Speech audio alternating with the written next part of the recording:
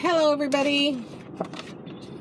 How's everybody doing? I hope everyone is doing super duper, you guys. It's a beautiful day. It's Sunday. I'm just saying Sunday because who knows when I'll put the video up, because I'm always late with my videos. But anyway, just want to talk a little bit about my sister and update on her. So she went to the hospital Thursday. She actually called to call the ambulance to put herself in the emergency because she has breathing. She takes she has a monitor at home where she takes the oxygen. Anyway, so talked to her. I had time to talk to her when I found she was going to the emergency. So I made sure that she put me as her emergency contact. Anyway, so she sent me a picture that night of her feet while she was in the emergency. She was doing okay.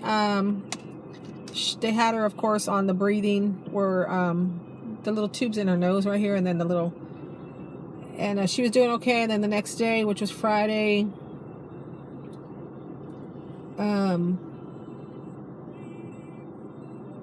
she had texted me and talked about the antibodies, where people donate their antibodies if you've had the COVID. And I said, yeah. I texted her real quick. I said, yeah, I know about that. I said, I think it's a good thing. Anyway, so later on, she sent me a picture about 3:45, I think, and they started putting that on her, like transfusions, I guess that's what they call it. I'm not sure.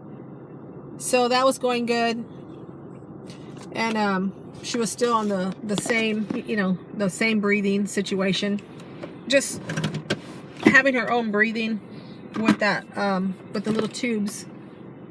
And then Friday night I was sleeping. I've been tired around 12:10. And I had the number programmed in my phone from the hospital. I told my husband, oh man, that can't be good. They're calling me from the hospital. And so the nurse was talking to me and trying to explain to me, like in other words, she's really like having problems breathing with just that little normal thing. And that there was only two decisions that they can do. They were calling me to let me know, so one of them was to amputate her, and that's where they put that tube, I believe, I think it's down the throat or somewhere where they can put oxygen in you. You can look it up. It's called amputate. I thought it was amputate, and then I was intubate. I didn't even know how to spell it. I had to look it up. But it's amputate, I believe. Amputate, yeah. And they had said that, she was trying to explain to me there's only two different things. And then the other one was DNR, meaning like they left her on the machine, like do not resuscitate. That's what the DNR stands for. And then she's like, well, you know what? Let me just let you talk to the nurse practitioner. So, and then mind you that it was 12:10 in the morning. I was in a deep sleep already. Okay. So he starts telling me, that she's having a hard time breathing, that she needs more air. They're telling me the numbers and all that, but they put all this stuff on you like at one time, and it's even when you're not asleep, it's still a lot, because it's medical terms, like dumb it down a little bit. But I didn't tell them that because I couldn't think. I'm not saying I'm dumb, I'm just saying dumb it down where people understand what the hell you're talking about. Excuse my language. And that slipped out, but whatever. I'm not this perfect person. It does slip out once in a while, you guys, so excuse my language on that part. But anyway, so my husband is moving around, and I'm talking loud. I'm like, and he's listening too, because the phone is so loud. So basically what he was saying is that, he goes, basically what I'm saying is that when you get to that stage where you don't have enough oxygen, different things can happen. The heart works a lot harder. You know, your breathing is worse. You can damage all these organs, and I can understand, you know, because all that. Plus, my sister, you know, is overweight. I'm overweight. But that's what he said. You know, since your sister is overweight, you know, which, you know, I can understand, because I thought the same thing. I'm thinking, I hope they never get it, you know, because of the situation where they're, you know, they have a little bit more meat on them. So I was already worried a long time ago before this happened. Anyway, you guys hold on one second, because I'm waiting for Natasha. And I did tell her it's here. I hope I'm picking her up in the right place. She's got to go to another job. Anyway, so, you know, so when you work way too hard, when you're trying to get oxygen and air and all that, you know, your organs work harder. And so, you know, she's having a hard time. And we, you know, in other words, like, I don't want that to happen to her, you know, because she, you know, besides that, all her, like, everything else was okay. Like, you know what I mean? So, and then he said, and right now that she's in a, like, her mentality or whatever, she was like trying to pull the things off of her, which, you know, they might, I don't know. I think they might have exaggerated that part, which is fine. I'm not saying that she wasn't doing that, but I'm picturing her doing all this, like pulling tubes out, you know, and I'm pretty sure that's not, I don't think that's what he meant, but to me, in my mind, I'm thinking that, but I'm thinking that what he meant, the thing that goes over her nose, she was probably pulling that and trying to gas, you know, just trying to get oxygen. So that I can understand. So he said, this is literally what he told me. He says, basically what I'm trying to tell you is that we're going to have to intervene, or you need to make a decision, because like I said, I'm the one that she told me, you know, like, if anything ever happened to me or happens to me,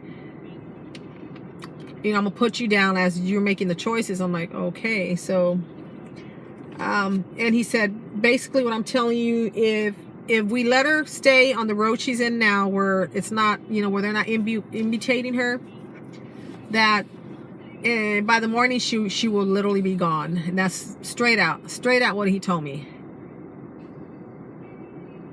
He goes, or we can imbutate her, intervene and imbutate her, and then you know, give her more of a chance. They're not, and he said, I'm not saying that she's gonna, you know, I'm not saying that she's gonna make it. I'm not saying that she's not gonna make it. I'm just telling you that it'll make her be in a like a state of, you know, sleepness, like a deep sleep, where it's gonna, you know, so she won't have to be like struggling and all that. And I did read that when they imbutate a person, it's a lot better for their body, because it takes a lot more to actually be on those tubes and be awake.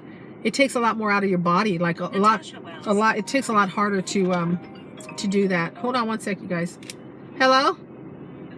Are you here? I mean, are you outside? Okay. Okay, bye. Anyway, I'm gonna have to go in a minute. But anyway, so I said, you know what? Do what you have to do to make her comfortable. I don't want her to suffer. Like, I don't want her to have to go through all that pain and all that, even though she's going to. But so that's what they did, you guys. She's still, of course, they're gonna keep her like that, you know. But I did call her. I did call and check on her today, which is also Sunday, the same day. This was Friday when they told me all this, and they did say that she's in stable condition. They're not giving her any other medication for anything else, meaning she's doing everything else by herself, like her high blood pressure, all that. It's all great. Her organs, all, you know, basically that's what I took it like. There's nothing else that she needs. She has 2 medicines, which they are giving her because they had to, you know, put her in the state of, you know, like the state of sleepness, just to keep her comfortable, because, you know, they don't want anybody pulling out those tubes, you know, because that stuff hurts. I've never had it done, but I know, I've seen pictures, and I know for a fact that it hurts. So I just want to thank y'all for all the prayers, you guys, and And I want y'all to know also, I'm sure there's someone that follows me on my YouTube video, and there is other people going through the same thing, you guys, right now. I'm just asking for y'all to keep them in your prayers, keep their families in your prayer. And one of the most important things, you guys, that I want y'all to ask of y'all, not to tell y'all, you can do what you want, but to ask of y'all, is to pray for all the doctors, everyone that is helping the COVID victims or helping any kind of victim in the hospital, because they are also going through a lot. So they need our prayers also, you guys.